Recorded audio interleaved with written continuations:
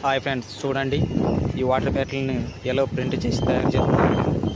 ఇలా చేసిన వాటిని రాశులుగా పోయడం జరుగుతుంది. వాటర్ ప్యాకెట్లు చూడండి ఫ్రెండ్స్, వాటర్ ప్యాకెట్లు ఎలా ప్రింట్ అవుతున్నాయో చూపిస్తా. చూడండి, నచ్చితే లైక్ చేయండి. బాయ్.